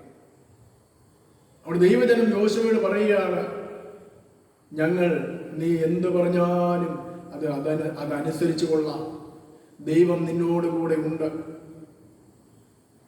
എന്ന് യോശുവയോട് ജനം പറയുക. പ്രിയമുള്ളവരെ, അതുകൊണ്ട് ഒത്തൊരുമിച്ച് സഹകരിച്ച് സ്നേഹിച്ച് അനുസരിച്ച് മുൻപോട്ട് പോകുമ്പോഴാണ് അത് അനുഗ്രഹമായിട്ട് തീരുന്നത്, അതൊരു സന്തോഷമായിട്ട് മാറുന്നത്, അത് ജീവിതത്തിൻ്റെ പുതിയ ഒരു അനുഭവമായിട്ട് തീരുന്നത്. നിരപ്പിൻ്റെ സന്തോഷവും നിരപ്പിൻ്റെ അനുഗ്രഹവും ദൈവികമായിരിക്കുന്ന സമാധാനവും ഒക്കെ ഉണ്ടാകുന്നത് തമ്മിൽ സ്നേഹിച്ചും കരുതിയും ഭാരങ്ങളെ ചുമന്നും മുൻപോട്ട് പോകുമ്പോൾ. ഇന്ന് സഭകളിൽ ഇത് കുറവാണ്. അതുകൊണ്ട് ഒരു സാക്ഷ്യം സഭയ്ക്ക് നൽകുവാൻ സാധിക്കുന്നില്ല. നിരപ്പിന്റെ ശുശ്രൂഷയല്ല, ഭിന്നിപ്പിന്റെ ശുശ്രൂഷയാണ് കലഹത്തിൻ്റെതായിട്ട് മാറുന്നത്. നാം മനസ്സിലാക്കുന്നത് ഈ ഒരു അണ്ടർസ്റ്റാൻഡിങ് ഇല്ലാതെ പോകുമ്പോഴാണ്. ക്രിസ്തുവിൽ ഒരുവരായി തീർന്നാൽ ക്രിസ്തുവിന്റെ ഭാവമാണ് അവനിൽ ഉണ്ടാകുക, ക്രിസ്തുവിന്റെ സ്വഭാവമാണ് അവനിൽ ഉണ്ടാകുക. അത് തന്നെത്താൻ താഴ്ത്തുന്ന വിനയപ്പെടുത്തുന്ന സ്വഭാവമാണ്, എളിമപ്പെടുത്തുന്ന സ്വഭാവമാണ്. മറ്റൊരുവിനെ തന്നേക്കാൾ ശ്രേഷ്ഠനെന്ന് വിചാരിക്കുന്ന ആ ഒരു സ്വഭാവമാണ്.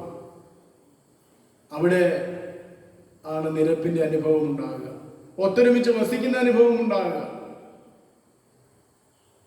അതുകൊണ്ട് നാം അംബാസഡേഴ്സായിട്ട് ദൈവം നമ്മെ വെച്ചിരിക്കുകയാണ്. പ്രിയമുള്ളവരെ, നമുക്കൊരു വലിയ പദവിയാണ്, അതോടൊപ്പം തന്നെ വലിയൊരു ഉത്തരവാദിത്തമാണ് ദൈവം തന്നിരിക്കുന്നത്. ഇത് സാധ്യമാകണമെങ്കിൽ ദൈവത്തിൻ്റെ വചനത്തെ നാം മുറുകെ പിടിച്ച് ദൈവത്തിൻ്റെ കർത്താവിൻ്റെ മക്കളായി നാം രൂപാന്തരപ്പെട്ട് ക്രിസ്തുവിൽ ആയിത്തീരുന്ന അനുഭവത്തിൽ നാം ജീവിക്കണം. ക്രിസ്തുവിൽ ആയിത്തീരും, ഇൻ ക്രൈസ്റ്റ്.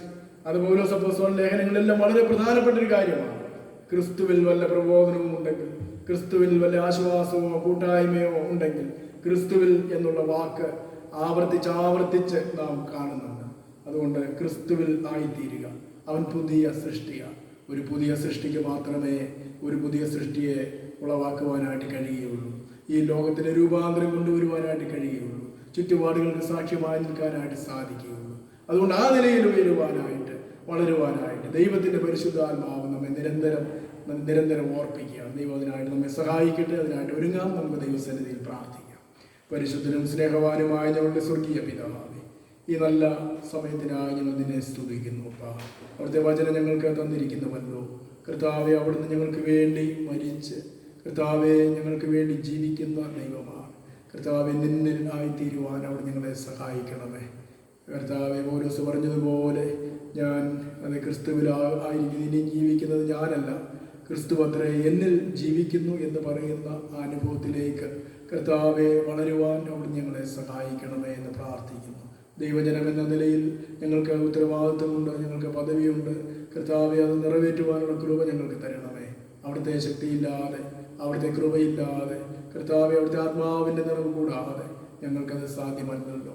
കർത്താവ്, ഈ ലോകത്തിൽ അവിടുന്ന് ഞങ്ങളെ ആക്കിയിരിക്കുന്നത് അംബാസഡേഴ്സ് എന്നുള്ള നിലയിലാണ്. കർത്താവ്, ഞങ്ങൾ അവിടുത്തെ രാജ്യത്തിൻ്റെ ഓഹരിക്കാരാണ്. ഈ ലോകത്തിൽ താൽക്കാലികമായി ജീവിക്കുന്നെങ്കിലും ഈ ലോകത്തിൽ ദൈവരാജ്യത്തിൻ്റെ മൂല്യങ്ങൾ പകർന്നു നൽകുവാനായിട്ട് വിളിക്കപ്പെട്ടവരാണ് എന്നുള്ള ബോധ്യം ഞങ്ങൾക്ക് എപ്പോഴും നൽകണമേ. കർത്താവെ, ഞങ്ങളിൽ വന്നു പോകുന്ന കുറവുകളൊക്കെ ക്ഷമിക്കണമേ എന്ന് പ്രാർത്ഥിക്കുന്നു. തമ്മിൽ കർത്താവെ ഭാരങ്ങളെ ചുമന്ന് തമ്മിൽ കർത്താവെ ശ്രേഷ്ഠനെന്ന് എണ്ണിക്കൊണ്ട് കർത്താവെ നിന്റെ ന്യായപ്രമാണം നിറവേറ്റുവാൻ, നിന്റെ വചനം നിറവേറ്റുവാൻ, അനേകരെ കർത്താവെ നിന്റെ രാജ്യത്തിൻ്റെ ഓഹരിക്കാരാക്കി തീർക്കുവാൻ ഈ നാളുകളിൽ അവിടെ ഞങ്ങളെ സഹായിക്കണമേ. നന്മകളാൽ നിറയ്ക്കുകയും മാനവും മഹത്വം എടുക്കുകയും ചെയ്യണം. യേശുവിന്റെ നാമത്തിൽ ഏറ്റവും വിനയമായി പ്രാർത്ഥിക്കുന്നു. ദയതോന്നി കേൾക്കണമേ. ആമേൻ. നമുക്ക് വിശ്വാസ പ്രമാണം, അപ്പോസ്തല വിശ്വാസ പ്രമാണത്തിന്റെ വാക്കുകളിൽ സ്വീകരിച്ച് ചൊല്ലാം. സർവശക്തിയുള്ള പിതാവായ ആകാശത്തെയും ഭൂമിയെയും സൃഷ്ടിച്ചവനായ ദൈവത്തിൽ ഞാൻ വിശ്വസിക്കുന്നു. അവന്റെ പുത്രനായ കർത്താവായ യേശുക്രിസ്തുവിൽ ഞാൻ വിശ്വസിക്കുന്നു. അവൻ പരിശുദ്ധാത്മാവിനാൽ കന്യാമറിയത്തിൽ ജനിച്ച് പൊന്തിയോസ് പീലാത്തോസിൽ കഷ്ടപ്പെട്ടു, ക്രൂശിക്കപ്പെട്ടു, മരിച്ചു, അടക്കപ്പെട്ടു. അവൻ പാതാളത്തിലേക്ക് ഇറങ്ങി മൂന്നാം ദിവസം ഉയർത്തെഴുന്നേറ്റു, സ്വർഗ്ഗത്തിലേക്ക് കയറി സർവശക്തിയുള്ള പിതാവായ ദൈവത്തിൽ വാഴ്ത്തിരിക്കുന്നു. പരിശുദ്ധാത്മാവിൽ ഞാൻ വിശ്വസിക്കുന്നു. വിശുദ്ധ കാതോലിക്ക സഭയിലും വിശുദ്ധന്മാരുടെ സംസർഗത്തിലും പാപമോചനത്തിലും ശരീരത്തിലും നിത്യമായി ഞാൻ വിശ്വസിക്കുന്നു. ആമേൻ. നമുക്ക് മധ്യസ്ഥ പ്രാർത്ഥനയ്ക്കായി അല്പസമയം ദൈവസന്നിധിയിൽ നമ്മെ തന്നെ സമർപ്പിക്കാം. നമ്മുടെ പൊതുവായ ആവശ്യങ്ങൾ, വിഷയങ്ങൾ ദൈവസന്നിധിയിൽ നമുക്ക് അറിയിക്കാം.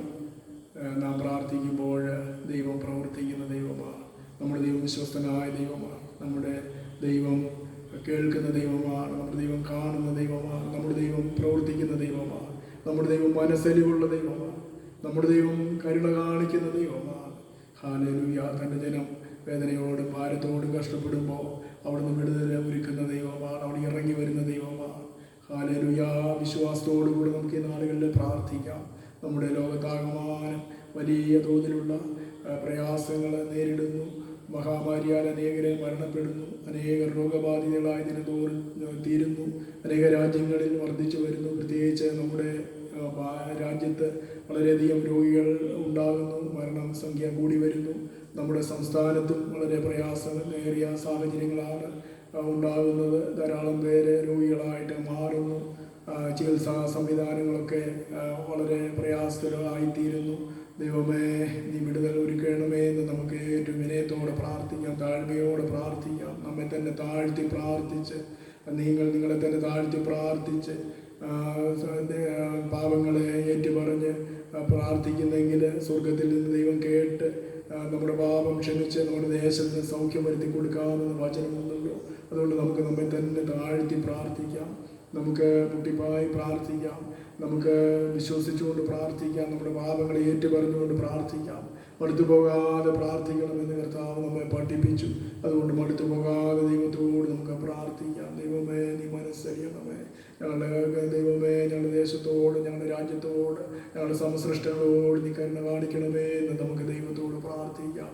ദൈവമായ കർത്താവേ, നീ സഹായിക്കണമേ നമുക്ക് പ്രാർത്ഥിക്കാം. ദൈവമല്ലാതൊരു സഹായം നമുക്കില്ല, ദൈവമല്ലാതൊരു ആശ്രയം നമുക്കില്ല, ദൈവമല്ലാതൊരു കോട്ട നമുക്കില്ല, ദൈവമല്ലാതൊരു പാറ നമുക്കില്ല. നമ്മുടെ കർത്താവ് വിശ്വസ്തനായ ദൈവമാണ്. ഹല്ലേലൂയ. നമുക്ക് വേണ്ടി മരിച്ച കർത്താവാണ്. തൻ്റെ രക്തം നമുക്കായി ക്രൂശിൽ ചിന്തിയ കർത്താവാണ്. അവൻ നമ്മെ സ്നേഹിക്കുന്നു, അവൻ നമ്മെ ആഴമായി സ്നേഹിക്കുന്നു, അവൻ ക്രൂശയോളം നമ്മെ സ്നേഹിക്കുന്നു. അവൻ നമുക്ക് വേണ്ടി മരിച്ചെങ്കിൽ അതിനേക്കാളും അധികം സ്നേഹം വേറെ ഇല്ല. അത്രത്തോളം നമ്മളെ സ്നേഹിക്കുന്നൊരു കർത്താവാണ് നമ്മൾ. അതുകൊണ്ട് നാം ഭാരപ്പെട്ടു പോകണ്ട, നമ്മൾ വിഷമിച്ച് പോകണ്ട എന്ന് കർത്താവിന് വചനം നമ്മെ ഓർപ്പിക്കുന്നുണ്ട്. നമ്മുടെ ജീവിതത്തിൻ്റെ പ്രതിസന്ധി വന്നാലും, പ്രയാസം വന്നാലും, ജോലി നഷ്ടപ്പെട്ടാലും, കൂലി നഷ്ടപ്പെട്ടാലും, നമുക്കൊന്നുമില്ലാതെയായി മാറിയാലും അത് കർത്താവ് അറിയാതെ അല്ല. ധൈര്യത്തോടെ നിൽക്കാൻ, ദൈവമേ നിനക്ക് വേണ്ടി അന്ത്യം വരെ നിൽക്കാൻ ദൈവമേ നീ കൃപ തരണമേ നമുക്ക് പ്രാർത്ഥിക്കാം. Hallelujah, hallelujah. എവിടെയെല്ലാം ഇരുന്ന് പ്രാർത്ഥിക്കാതിരുന്നോ നമ്മുടെ ഹൃദയങ്ങളിൽ ദൈവത്തോട് നമുക്ക് പ്രാർത്ഥിച്ചു കൊണ്ടിരിക്കാം. സ്തോത്രത്തോടുകൂടി നമുക്ക് പ്രാർത്ഥിക്കാം. ഒന്നിനെക്കുറിച്ച് വിചാരപ്പെട്ടു പോകരുതെന്ന് ദൈവത്തിൻ്റെ വചനം നമ്മെ ഓർപ്പിക്കുന്നു. അനേകർ ഈ നാളുകൾ ജീവനൊക്കെ ഒടുക്കിക്കളയുകയാണ്, ഭാരപ്പെട്ടു പോവുകയാണ്. അവരുടെ ജീവിതത്തിൻ്റെ പ്രതിസന്ധികൾ അവർക്ക് തരണം ചെയ്തു പോകാൻ സാധിക്കുന്നില്ല. അവർ വിഷമിച്ചു പോവുകയാണ്. കുഞ്ഞുങ്ങൾ പോലും ആത്മഹത്യ ചെയ്യുന്ന അനുഭവങ്ങളുണ്ട്. കർത്താവേ, നീ കരുണ കാണിക്കുന്ന ദൈവമാണല്ലോ. അങ്ങനെ ഒരു ദൈവമുണ്ട്, കരുണ കാണിക്കുന്നൊരു ദൈവമുണ്ട്, മനസ്സലിവുള്ളൊരു ദൈവമുണ്ട്. ആ ദൈവത്തിൻ്റെ ചിറകിൻ്റെ മറവിൽ ശരണം പ്രാപിക്കുവാൻ ഈ നാളുകളിൽ ദൈവമേ നിന്റെ ജനത്തെ ഒരുക്കണമേ നമുക്ക് എല്ലാവർക്കും പ്രാർത്ഥിക്കാം. Hallelujah, hallelujah. കരുണയുള്ള ദൈവമേ, ഞങ്ങളെ സ്നേഹിക്കുന്ന ഞങ്ങളുടെ വാഴ്ത്തപ്പെട്ട കർത്താവേ, നന്ദിയോടെ നിന്നെ സ്തുതിക്കുന്ന അപ്പാ, സ്തോത്രം കരയേറ്റുന്നു. കർത്താവേ, നീ തൻ്റെ മക്കളെ കാണുന്ന ദൈവമാണല്ലോ. ദൈവമേ, തൻ്റെ മക്കളെ നീ ഒരിക്കലും കൈവിട്ട് കളയുന്നില്ലല്ലോ, തൻ്റെ സൃഷ്ടിയെ അവിടുന്ന് കൈവിട്ട് കളയുന്നില്ലല്ലോ. എൻ്റെ അടുക്കൽ വരുന്നവരെ ഞാൻ ഒരു നാളും കൈവിടുകയില്ല, ഉപേക്ഷിക്കുകയില്ല. അവിടെ യോശുവയോട് പറഞ്ഞു, ഞാൻ നിന്നോട് കൂടെ ഇരിക്കും. മോശയോട് കൂടെ ഇരുന്നത് പോലെ ഞാൻ നിന്നോട് കൂടെ ഇരിക്കും. അതേ കർത്താവേ, തൻ്റെ മക്കൾ ഈ ലോകത്ത് കഷ്ടതയിലൂടെ കടന്നു പോയപ്പോൾ, വേദനയിലൂടെ കടന്നു പോയപ്പോൾ, പീഡനങ്ങളിലൂടെ കടന്നു പോയപ്പോൾ, മഹാവ്യാധികളിലൂടെ കടന്നു പോയപ്പോൾ തൻ്റെ ജനത്തെ കാത്ത ദൈവമാണ്. ആ ദൈവം ഇന്നും ജീവിക്കുന്നതുകൊണ്ട് സ്തോത്രം. കർത്താവേ, തൻ്റെ ജനത്തെ അവിടെ സഹായിക്കണമേ ഞങ്ങൾ പ്രാർത്ഥിക്കുന്നപ്പാ. ഞങ്ങൾ ലോകത്തിന് വേണ്ടി പ്രാർത്ഥിക്കുന്ന കർത്താവേ, ഈ ലോകത്താകമാനം കഷ്ടപ്പെടുന്ന മുഴുവൻ മനുഷ്യരെയും ഞങ്ങൾ പ്രാർത്ഥനയിൽ ഓർക്കുന്നു കർത്താവേ. കുഞ്ഞുങ്ങളെയും വലിയവരെയും ചെറിയവരെയും എല്ലാം ദൈവം അനുഗ്രഹിച്ച് ആശീർവദിക്കണമേ, സൗഖ്യമാക്കണമേ. ഈ മഹാമാരി ലോകത്തെ വിട്ടു പോകട്ടെ, കർത്താവിൻ്റെ ശക്തിയൊക്കെ കെട്ടുപോകട്ടെ. യേശുവേ, അവിടുത്തെ മൂക്കിലെ ശ്വാസത്താൽ അതിനെ കെടുത്തി കളയണമേ. കർത്താവേ, അനേകരെ ദൈവമേ ജീവനെ അപകരിച്ചു കൊണ്ടിരിക്കുന്നല്ലോ. സ്വർഗത്തിലെ ദൈവം അത് കാണാതിരിക്കുന്നില്ലപ്പാ. എങ്കിലും ഞങ്ങൾ പ്രാർത്ഥിക്കുന്നു കർത്താവേ, നീ വിശ്വസ്തനായ ദൈവമാണല്ലോ, നീ മനസ്സലിവുള്ള ദൈവമാണല്ലോ, നീ സകല കാര്യത്തിനും ഒരു അതിര് നിശ്ചയിച്ചിരിക്കുന്ന ദൈവമാണല്ലോ. സമുദ്രത്തിന് അവർ അവിടുന്ന് ഒരു അതിര് വെച്ചിട്ടുണ്ടല്ലോ കർത്താവെ, അവിടുന്ന് ഒരു അതിര് വെച്ചിട്ടുണ്ടെന്ന് ഞങ്ങൾ അറിയുന്നപ്പാ. അതിനപ്പുറമായി പോകാൻ ഒരു ശക്തിക്കും കഴിയില്ലല്ലോ. ഈ മഹാമാരിയുടെ എല്ലാ ശക്തികളും കെട്ടൊടുങ്ങിപ്പോകട്ടെ. യേശുവിൻ്റെ നാമത്തിൽ സൗഖ്യവും സമാധാനവും സന്തോഷവും ഉണ്ടാകട്ടെ. ജനം ദൈവവുമായുള്ള നിരപ്പിലും സംസർഗത്തിലും ജീവിക്കട്ടെ, സമാധാനത്തിൽ ജീവിക്കട്ടെ കർത്താവേ. ഹല്ലേലൂയ.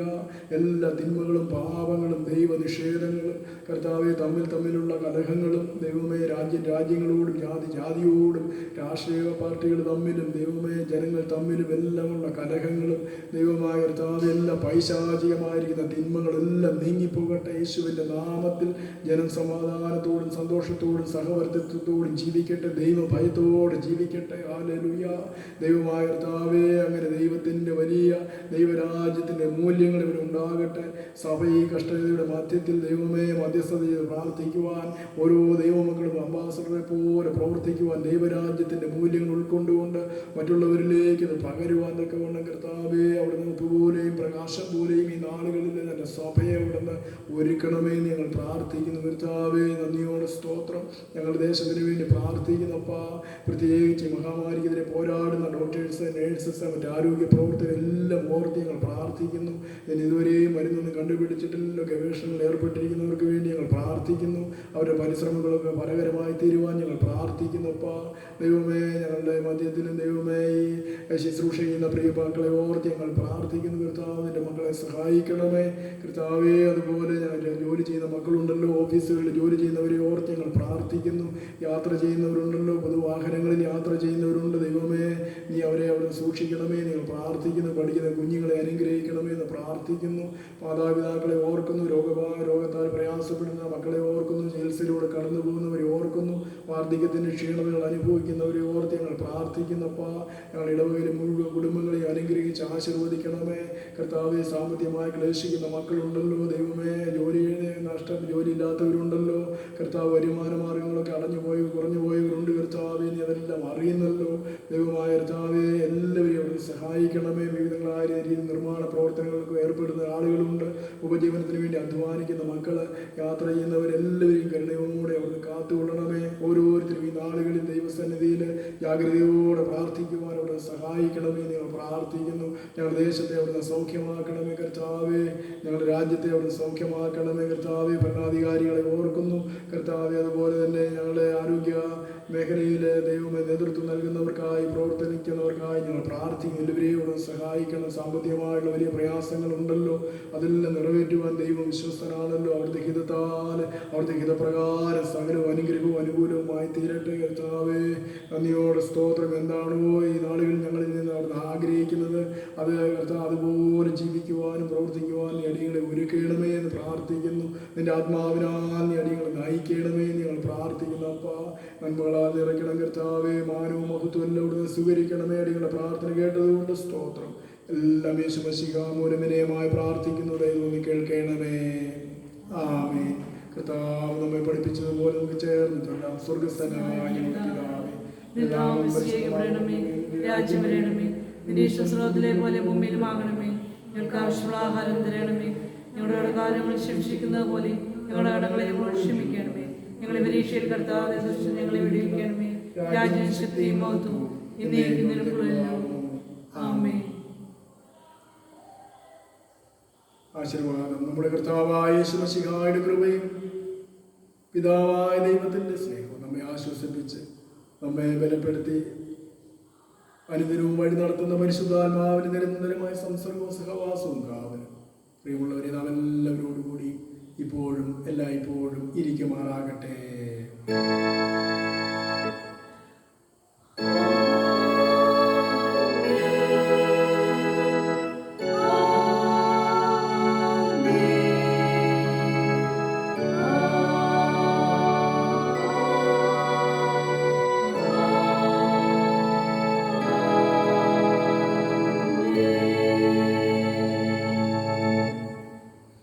ആരാധനയൊടുവിലായി 270 കീർത്തനത്തിൽ നമുക്ക് പാടാം. കീർത്തനം 270.